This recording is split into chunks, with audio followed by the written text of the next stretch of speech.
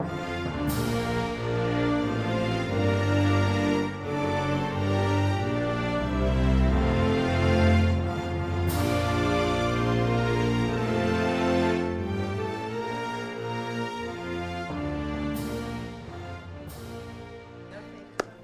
hello, hello. Good afternoon.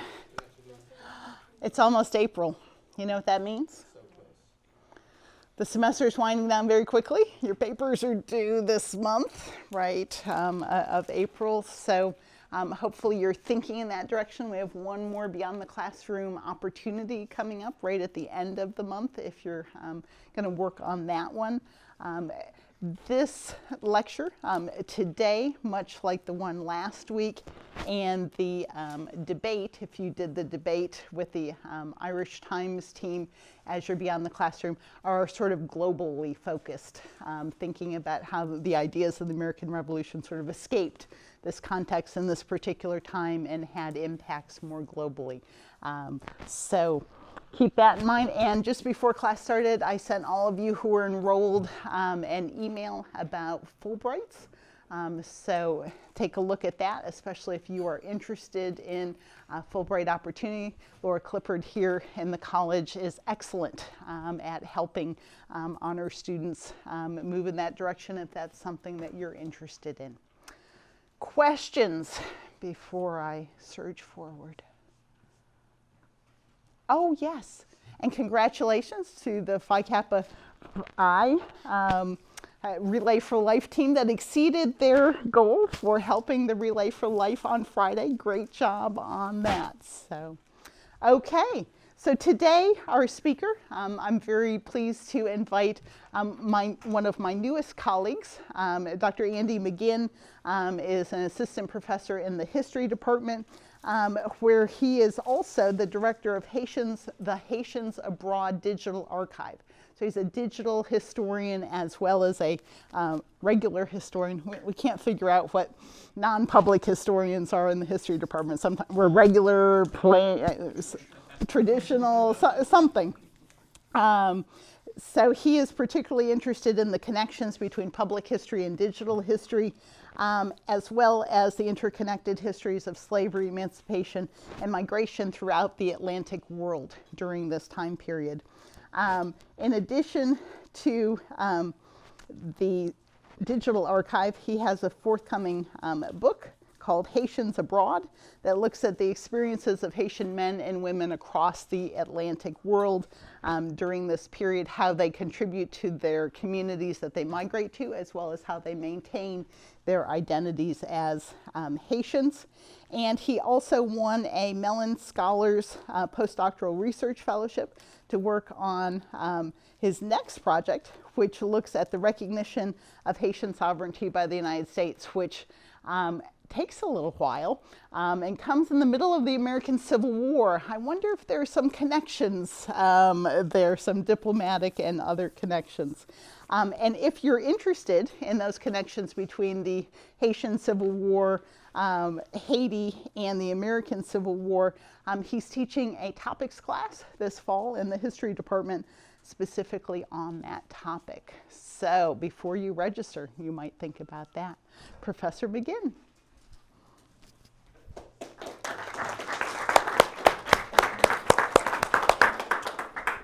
Thank you so much, Dr. Sayward.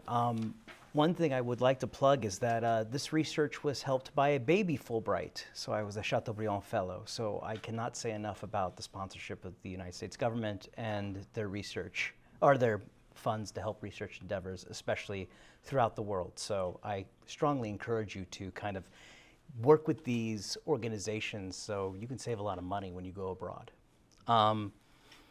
We're going to be talking about this fellow right here, Jean-Baptiste Bellet. But it's such a great pose, isn't it?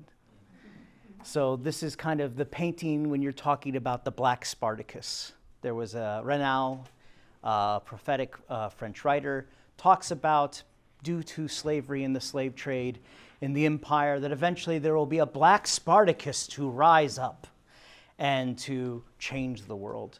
One of my colleagues claims it's Toussaint Louverture, who was the Haitian George Washington. We'll talk a little more about him in a minute. But it's very interesting how you have this not just taking place in, real life, but in art as well. So just to kind of give you a little bit of chronology for those people that know their presidents, I don't know, I learned it to the tune of Yankee Doodle as a kid. Washington, Adams, Jefferson, Madison, Monroe, Adams, Jackson. So we're at least covering the first three. So this kind of conflict we're talking about, the Haitian Revolution, covers from George Washington's administration, 1789, 1797. John Adams has a little tussle with the French. We'll talk about that in a minute. Thomas Jefferson, a little friendly to the French, so we get a little back on good terms. And during this time, we also have Toussaint Louverture, who we're talking about this kind of Black Spartacus, this kind of George Washington of Haiti, who was in charge of Haiti between 1797 with French approval, and then he doesn't have French approval, and ends his reign in 1802. And then his predecessor is his second in command by a gentleman by the name of Jacques Dessalines, who is in charge of Haiti between 1802 and 1806. So just kind of contextualizing this due to some of the people you may know. And these individuals had very strong ideas about Haiti. Thomas Jefferson, for instance, suggested that those that were emancipated, formerly enslaved, should be sent to Haiti. This is an idea that was carried on through Abraham Lincoln, through the American Civil War, along with Liberia. Also, when you think about the Adams administration, you can think about the Alien and Sedition Acts. We have that act come up pretty recently in our politics, right? Where in 1797, there were a lot of people that were of French descent that were saying things he didn't agree with, which led to what was called the Quasi-War between 1797 and 1799. Just to show you kind of where we start with. So starting in 1789, the American Revolution has been won. You have the American Constitution in 1787, already signed.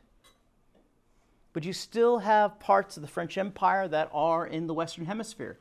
This little dot here is Saint-Domingue, soon to be known as Haiti. King George III is still around. He has some colonies still in Canada. Louis XVI, King of France, also has some colonies. His colonies consist of French Guiana, Saint-Domingue. You also have Martinique and Guadeloupe, you can barely see. You have, of course, Jamaica being the primary British colony aside from Canada. And a lot of this is Spanish and Portuguese territory.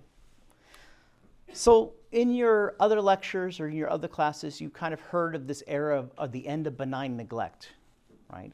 Where you have European powers suddenly looking to their colonies and going, we need to be paid, right? We saw that at the end of the French and Indian War with the United States and Britain, where they said, this war was fought on your soil. We need a little bit of money. No taxation representation, right? Well, even before that, you see in the Portuguese Empire, as well as the Spanish Empire, the government starting to demand taxes and starting to influence them with laws as well. These were called the Bourbon and the Pompiline reforms. These would later on lead to revolutionary movements. But it's the same kind of feeling France is having as well. Just to give you a little more zoomed in. Anybody heard of the Count of Monte Cristo? Right? Monte Cristi. It's a real place. The Count of Monte Cristo is actually based on Alexandre Dumas' father. His name is Thomas Alexandre Dumas. He actually fought for the French. He was a member of the French army from Saint-Domingue. A lot of his exploits suddenly appear in his work. Three Musketeers as well. Anybody see in the news they supposedly found D'Artagnan the other day? Right? So it's very interesting how this stuff kind of appears again. So let's explore a little bit of Saint-Domingue. Notice that the mountain range separates the Spanish side, Santo Domingo. Northern part has been more developed. We're going to talk about Cape Francois or Cape Francis up top, also called Le Cap. They call that the Paris of the Caribbean. The northern part of Haiti, Montecristi, Fort-de-Fond, or Fort Liberté, Port-de-Paix, Mole St. Nicholas. We were just talking about Frederick Douglass, who was there for a little bit. Gonâves. This is all developed territory. These are majority sugar plantations, right? From Saint Marc down to Jacmel, Lecan, these are more sugar plantations. It's a less developed region, but it's where second sons of France would go and make their fortune. Here's a portrait of the Cap.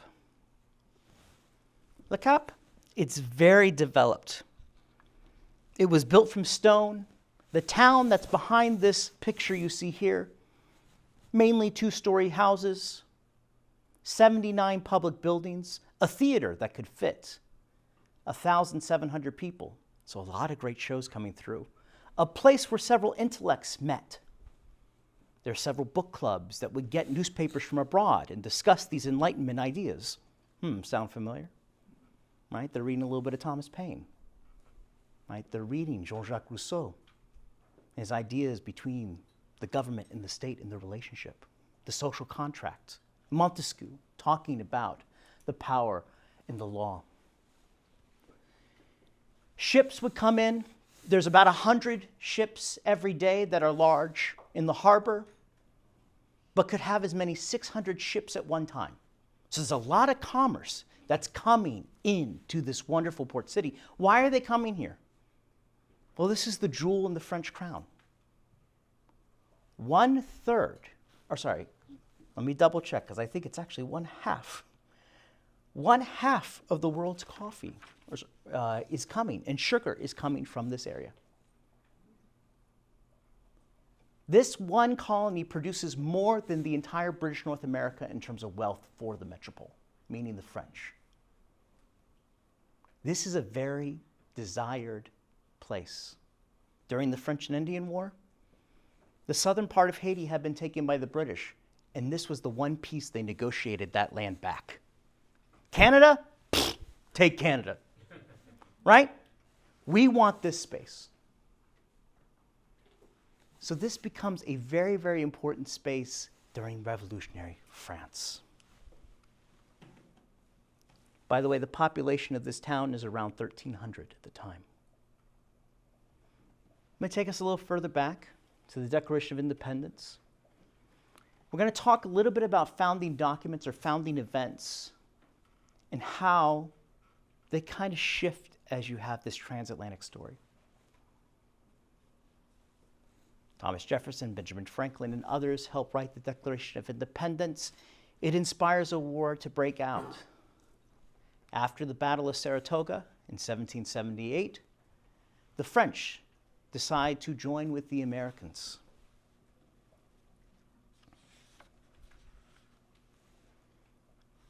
Takes place in February 6, 1778. The French decide to send troops to help. Marquis Lafayette gets a bunch of people, but also Saint-Domingue is involved. One of the most famous participations by those from Haiti or Saint-Domingue is the Battle of Savannah. This statue actually stands today downtown to celebrate their contribution. There was only 600 American troops, 35,000 French troops. 600 of them were black and from Saint-Domingue. Most important is this little drummer boy. Notice that he's kind of removed from this area from the rest of the men. It's because he's a very important historical actor. Notice that the artist decided to look at this painting and do his hairline the same way. This is the future king of Haiti, Henri Christophe. Henri Christophe was a drummer boy recruited to fight alongside or play alongside. It's actually in this battle where he's shot in the arm. Maybe his drumming wasn't that good, I don't know. But he survives to tell the tale, and he comes back a war hero, and he uses this story to rise up the ranks in the Haitian Revolution. The oath of the tennis court, we heard about that last week. The States General hadn't met since 1614. 175 years. The King of France, from supporting the American Revolution, a mini ice age throughout Europe, is in an economic crisis. He doesn't just call together citizens of France. He calls together citizens of the French Empire to come. That means there are people of color, maybe not featured in this painting, but that are in this room. The thing you don't realize is that in Saint-Domingue, because many people came over, a lot of French men, but not a lot of French women, there's a lot of mixed-race elite in Saint-Domingue. So the people that have the money that can support the kingdom are of mixed-race background. Let me introduce you to a few of them. Vincent Auger had served in the French military, was a prominent plantation owner. He actually, some people say, starts the Haitian Revolution because he goes back after the French Revolution starts and wants to start a little more in Haiti to make sure there are rights for free people of color. Julien Ramon, we don't have a picture of him, but we have several of his writings. This is observations of the prejudice of colonial whites against men of color. He writes an essay about how there should be equality. He and Auger and Belay were all educated in Europe. They understand Enlightenment thought. They understand the ideas of citizenship. They've observed the American Revolution and seen it enacted in France, and they're saying, we want a piece of this citizenship. We want a piece of this equality because you know what? It's our taxes. Julien Ramon makes the point of, he bought 2 ships for the French Navy, but he can't vote? That doesn't make sense. Jean-Baptiste Belay, born in Senegal, very good-looking fella. He is enslaved and brought to Saint-Domingue. He eventually becomes a member of the National Assembly. So all these men have influence during this time and took part in the Oath of the Tennis Court. They're helping discuss the new laws of France, the Declaration of Rights of Man and Citizen that Thomas Jefferson lent his pen to help with.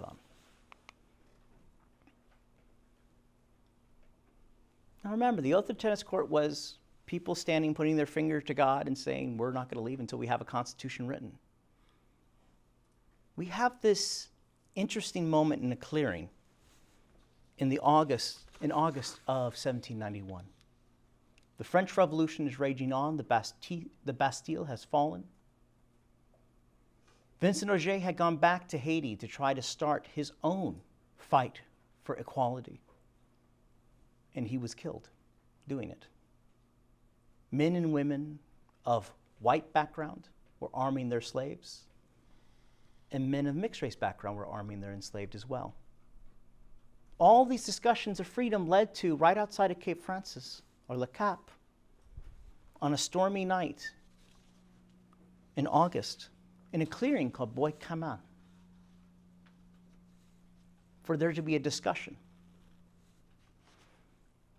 This discussion was led by a religious leader, a Voudun leader by the name of Dudy Boukma, and people were saying they were going to follow Dudy Boukma to self-emancipate, to kill enslavers.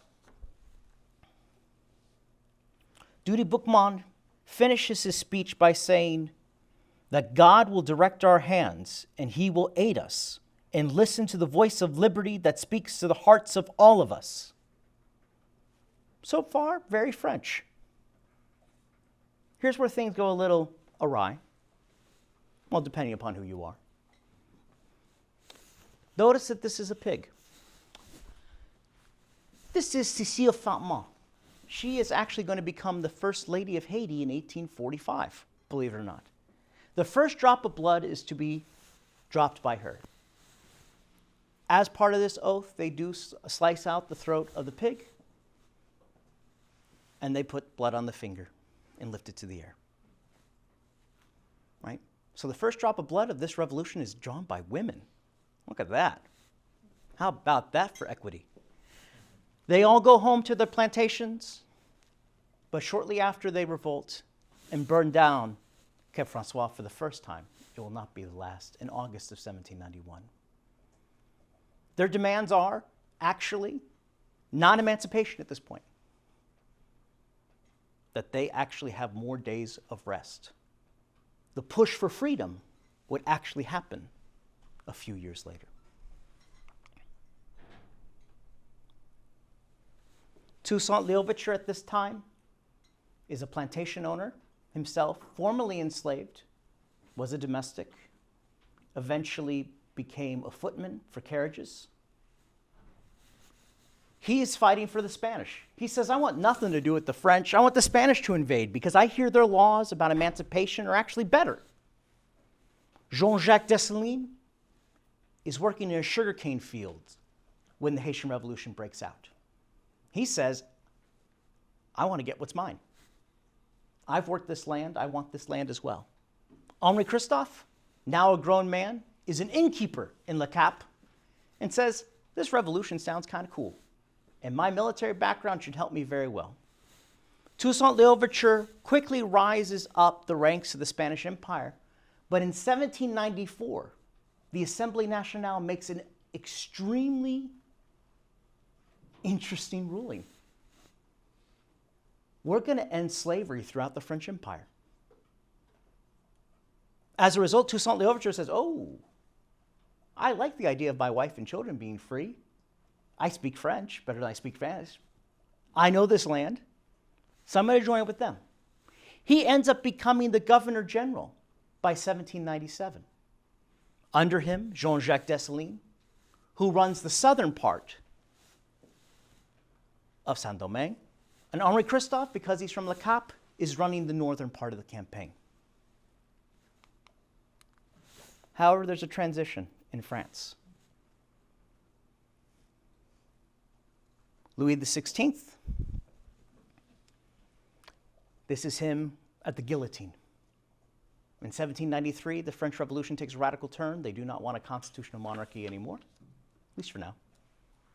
He loses his head, literally. By the way, as you may have heard in your classes, the most equitable way to die is by guillotine, right? Everybody's dying the same way, right? So this idea of equality and revolution. At the end of the radical portion of the French Revolution, Napoleon becomes first consul. Later on, he'll be made emperor. His supporters that helped make him first consul are slave owners in Bordeaux, or former slave owners in Bordeaux. He is going to pay them back by reinstituting slavery in the Caribbean. This begins a more radical stage of the Haitian Revolution. Napoleon's wrath is also started by a constitution being written by Toussaint Louverture and his leader friends, following in the footsteps of the United States. Right? We want to be a free and independent nation, and we want to have laws that our citizens will abide by. We will no longer have a king.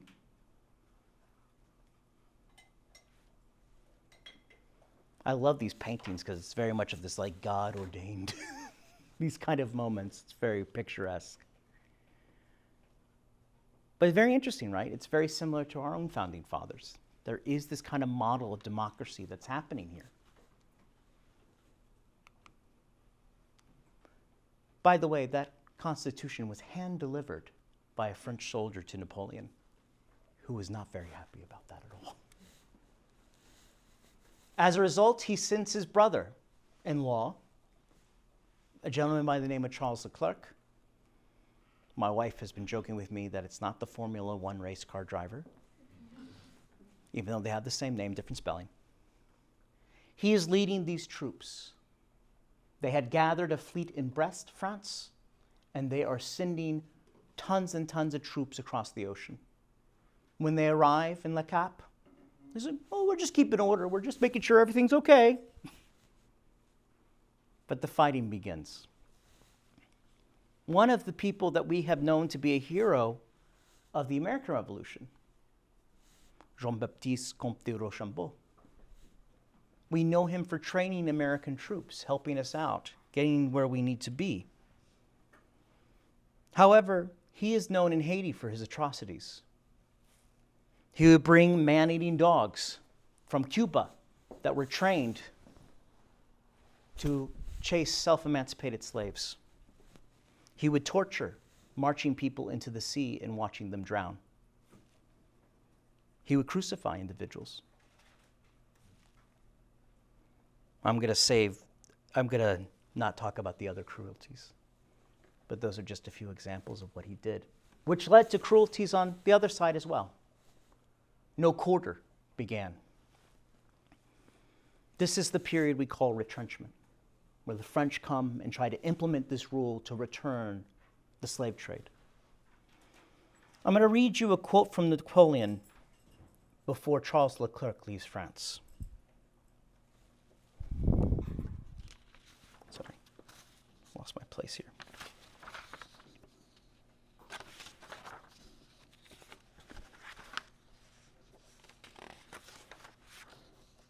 As soon as the blacks are disarmed and the main generals are sent to France, you will have greatly assisted the commerce and civilization of Europe. Defeat us, these gilded Africans, and we'll have nothing more to desire.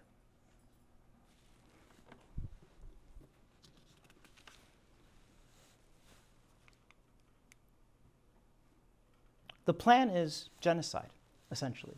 Remove the Haitian leaders, about 2,500 of them throughout the French Empire.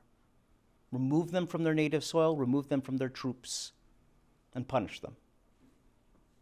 You can send them to Guyana, you can send them to Napoleon's home in Corsica, you could send them to Senegal. They're all going to start by landing in Brest, where the French Navy had left, and they'll send them throughout. The rest of the population are to be killed off, and you are to replenish with Africans from the empire. That's the plan. So they're not coming with that ship just to stand watch and make sure everything's okay.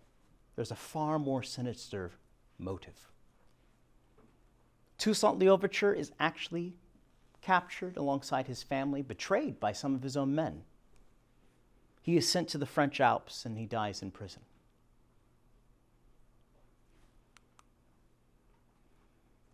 What's interesting, though, is that people rise up.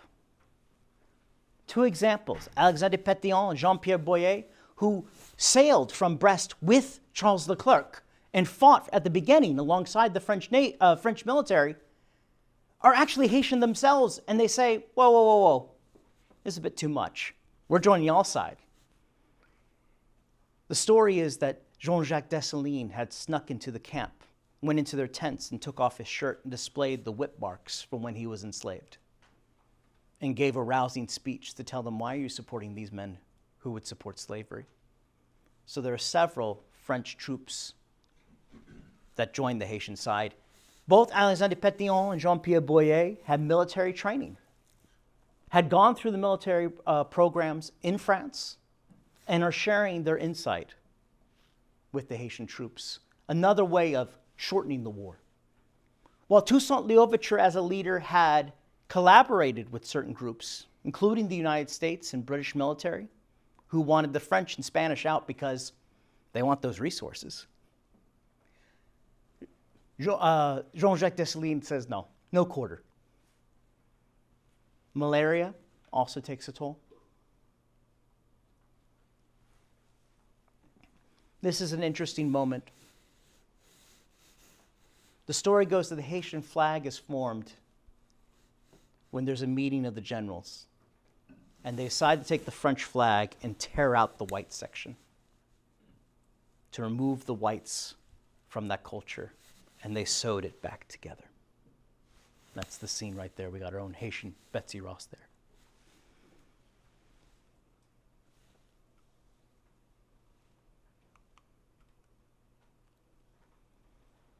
It is because of these tactics, malaria, that by November 16th, 1803, the Battle of Véthez is fought. Rochambeau is defeated by Jacques Dessalines and his men, and they decide to have an armistice. Not a surrender, the war's not over, an armistice, a pause. They sign an agreement later that month, on the 28th of November, that they are going to remove all troops from Saint-Domingue by January 1st, 1801, Haitian Independence Day. This is an image of the Declaration of Rights of Man and Citizen, the Haitian Constitution, Dessalines, Pétion, blessed by God. Notice it's a French painter, so it makes God white. Now, does that mean Haiti is fully in the clear? No. There are several moments in Haitian diplomacy that you see until 1825 that the Haitian government is going, French ships are kind of nearby. We need to protect ourselves.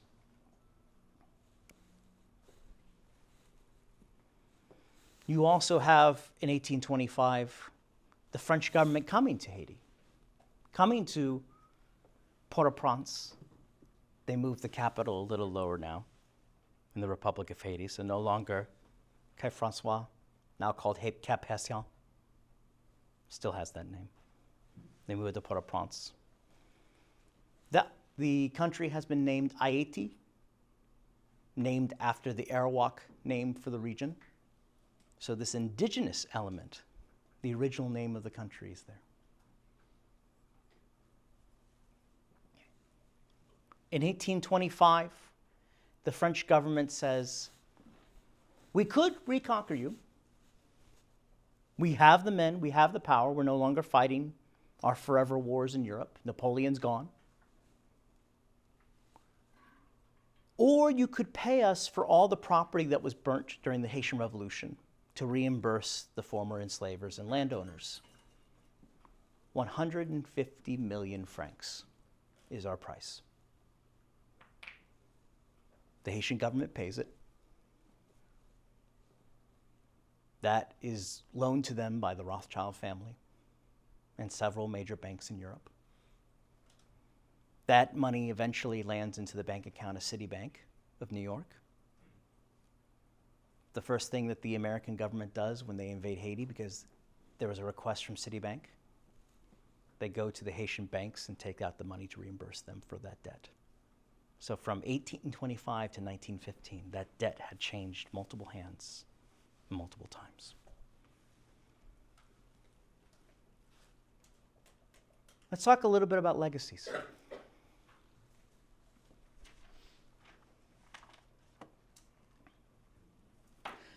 So, just as the American Revolution, American politicians, American founding documents has influenced the Haitian state, the formation of the Haitian state influenced American history. At the end of the Haitian Revolution, there were more laws concerning enslaved individuals to prevent another Haitian Revolution to occur here. Laws concerning black mobility, black literacy, black gathering, right? How are you going to stop a revolution? People can't read. People can't gather to talk about it. We don't want them to be hanging around in port cities or gathering in groups. Right? You also have Napoleon in 1803 needing to fund his wars in Europe, turning away from the Caribbean for a while, and decides to sell French territory to the United States to fund it. We know that as the Louisiana Purchase. Right? It's interesting because a lot of that Haitian population ends up in New Orleans, right? We see that with a lot of things. You like gumbo, you like roux, you like okra, right? A lot of these things are part of that cultural legacy as well in terms of this migration story.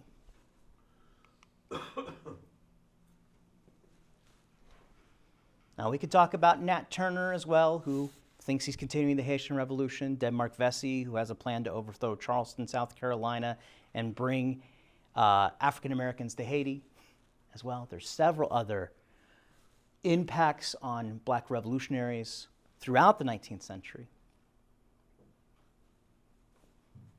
But we also have some of these cultural legacies as well. Haiti districts, which is the way you'd spell Haiti in kind of the British terminology, appear throughout the United States at different times. These free black communities that want to have a place of their own. One of the earliest is Alexandria, Virginia. There's a black district right near the coast, about 10 minutes outside DC on a good day. You know how DC traffic can be. But there's a Haiti district that emerges there. Durham, North Carolina, in 1880, also has a Haiti district. You have this kind of late 19th century resurgence during this period of Reconstruction to claim black spaces. W.B. Du Bois talks about this in his Black Reconstruction. Even in Franklin, Tennessee, you see the Toussaint Louverture Cemetery, a black burial space that needed a name. And what's a way to signify that more than the black George Washington?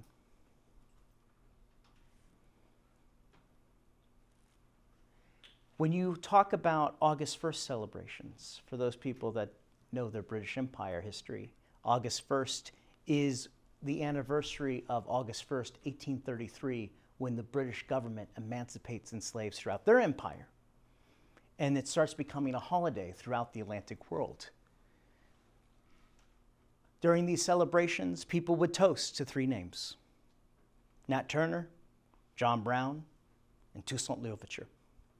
When Toussaint Louverture died, when John Brown died, there was a funeral for him parading through Port-au-Prince, Haiti. When Harriet Beecher Stowe died, the author of Uncle Tom's Cabin, there was a funeral for her through Port-au-Prince as well. Haiti becomes this space of the diaspora, the space of the black community, both receiving information, but also sharing information.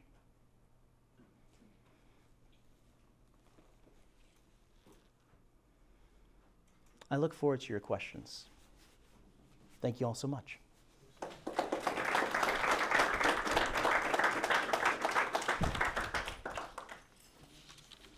Yes, please. When the French government imposed the debt on the Haitians in 1825, what was like the U.S. government's stance on that at that time? The United States government was actually quite mad at that time, not because of the debt, the indemnity, but the amount of French warships that brought the agreement to Haiti, because they thought they were going to try something. One of the things that the United States was wondering, very much like Haiti, was if France was going to re-engage. Notice in 1825, that's after the Monroe Doctrine in 1821. So the United States are going, the Western Hemisphere is ours. So they want to be able to exploit Haiti, not the other way around. Yes, sir. Just this earlier, but tell a little bit about U.S. recognition of Haiti. My understanding is the slaveholder presidents in the U.S. were very reluctant to acknowledge that for fear it would spread. But you said during Lincoln's term, is that right, that we established some kind of diplomatic relations? So it's interesting. John Adams was not in favor of Haitian recognition, nor was his son when he was president. But when John Quincy Adams was a senator from Massachusetts, there was a movement in the late 1830s about Haitian recognition, about 1836 to 1838. There's a push in Congress for that. The reason why is that this is right after the gag rule. For those people that know their American history and anti-slavery, is that the gag rule was incorporated in 1836 because they said you cannot talk about ending slavery in the United States. So Haiti becomes a vehicle to discuss abolition in that. And so the recognition of Haiti and recognizing a Haitian state would mean that the United States somewhat endorses emancipation. This kind of peters out for a while. And it comes up again, actually, because Abraham Lincoln, in one of his first inaugural addresses, says to them during his State of the Union, we should recognize Haiti and Liberia. This is a warning shot to the Confederacy, right? The American Civil War is happening, and he's basically saying the Emancipation Proclamation's a coming. Let me do a few examples of what could happen if you don't change your tune. And the interesting thing is Congress is not debating whether or not to recognize Haiti or Liberia. The largest concern by them was, we're going to have to host these people and their wives. And that was something that struck me when you read some of these records and the debates. It's not about the system of slavery. They all kind of agree it's wrong. They all agree that these are good trading partners, especially when you're talking about Liberian trade at the time, as well as Haitian trade, which was very valuable because a lot of the commodities they would have gotten from the American South, like cotton, they could get from Haiti with recognition. But they were like, how are we going to entertain their wives? I don't have any black friends. How do I do this? Which is really weird to me. But eventually they come to an agreement in 1862. And they recognize Haiti. And of course, the biggest pull for that, a little preview for the book, is that they really want to prevent Confederate gun runners that are going to Cuba. And so they want to have access to Haitian ports to prevent that. Yeah. Could you comment on the more recent history of Haiti and what's going on today? Yeah.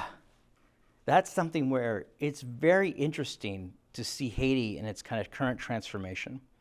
I actually started getting into Haiti personally around 2010, right after the earthquake. And that's something where Haiti had been somewhat this kind of interesting space. My father likes to quote The Comedians, if anybody knows the 1960s movie about that. But it had been a relatively kind of even-keeled space, impoverished, but you had these kind of strongman dictators. You're talking about Papa Doc, Baby Doc, the Duvaliers. After that, you have this kind of period of instability. You had free and democratic elections with Aristide that comes into play, but Aristide is overthrown. I think it's a lot of foreign meddling, to be quite honest. But most recently, you have the assassination of President Marté. No, sorry, not Marté, but the Haitian president's assassinated. And what's interesting is that after that point, you don't have a lot of international support, right? The United States had kind of been burned from their invasion in 1915. They don't want to send and be this kind of oppressive force. They're trying to get the Senegalese army to come. They're trying to pay Canada. Justin Trudeau was like, we're not touching this with a 10-foot pole. Then you have the emergence of gangs that are kind of revolutionaries themselves, saying, I'm going to do this themselves. The biggest person in this group is a former police officer that goes by the name of Johnny Barbecue, who have been kind of taking over Port-au-Prince little by little.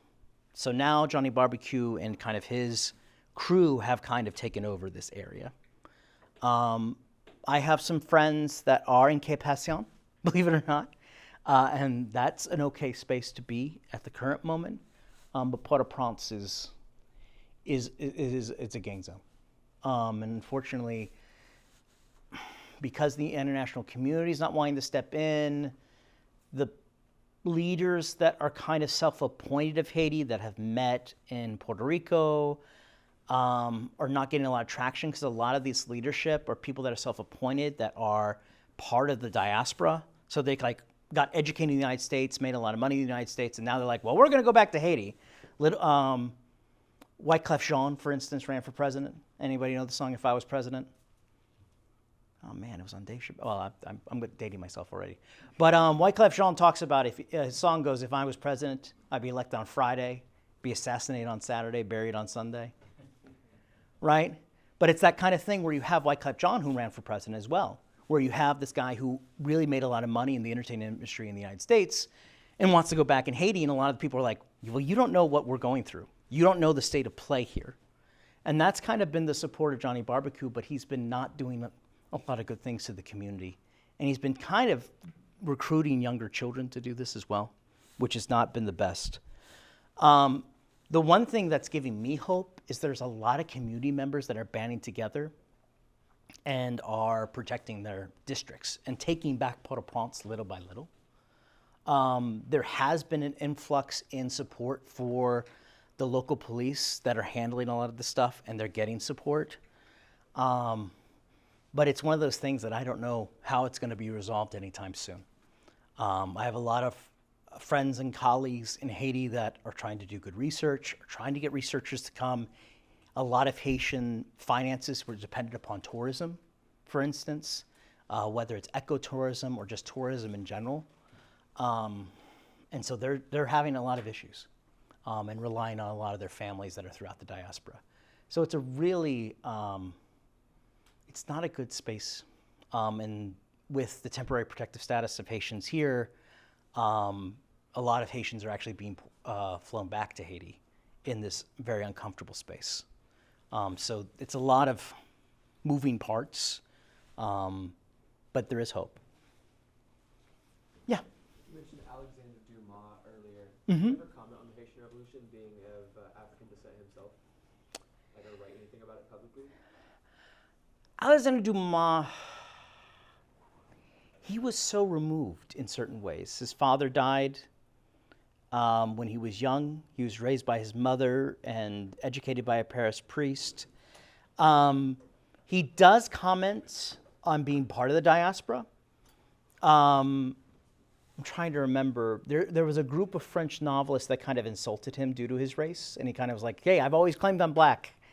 But I think it's through his literature that he kind of claimed that kind of Haitian ancestry. So if you read his works, there's a really great book called The Black Count that kind of is a biography of his father, Thomas Alexander Dumas, that kind of recounts how Dumas kind of grapples with that.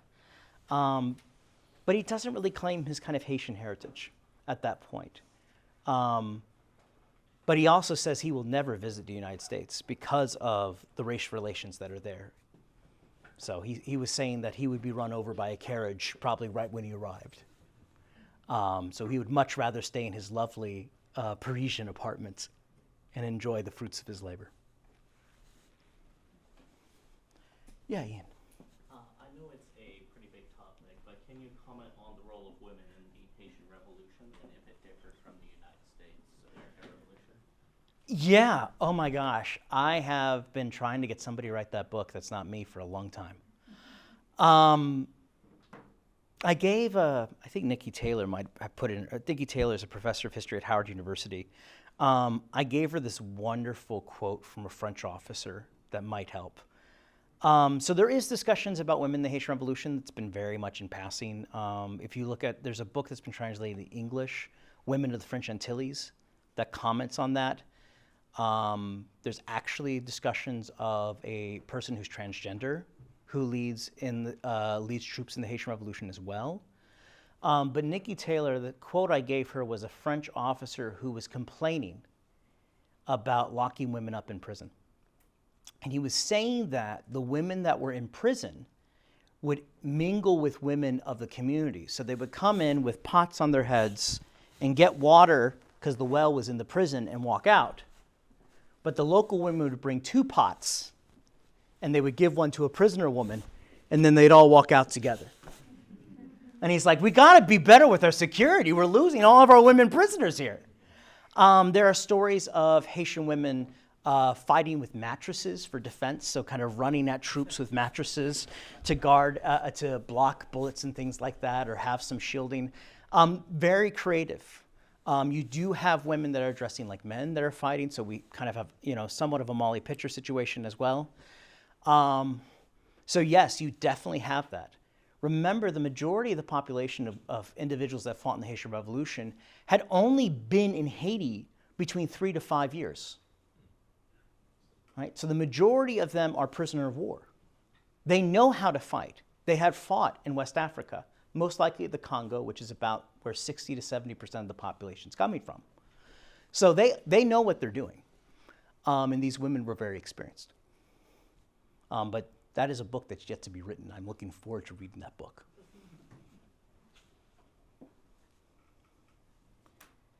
Any other questions? Yeah. Did the geographic setup of Haiti before the revolution influence if they were more loyal or less loyal to France? Based on the if the ports nearby or if they were more plantation based? I would say that there are definitely people that are pro. If you're talking about whites during the French Revolution, there's definitely a split in the white population of royalists and those that are just pro-revolution. And that is a split. That's definitely, you have more of the royalists in these urban settings because they're benefiting more from the French Empire. And they had migrated to Haiti more recently. During the Haitian Revolution, it's definitely something where I love it so much because they switch sides all the time.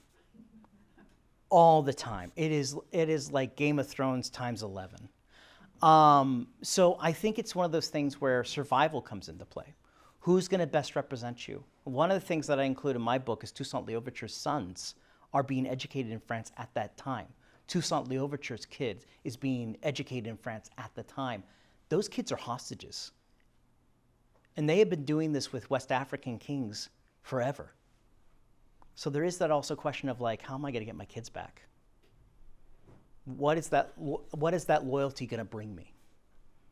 Toussaint Louverture's kids were actually used as bait for him. And I'm writing about them right now, and they're grappling with that for the rest of their lives. They actually live in France the rest of their days. So it is a very interesting thing about where that loyalty stems from, whether it's true loyalty and proudness of nation, or whether or not it is, I just got to survive for me and my family. Wonderful. Thank you for wonderful questions and a wonderful lecture. Thank you so much.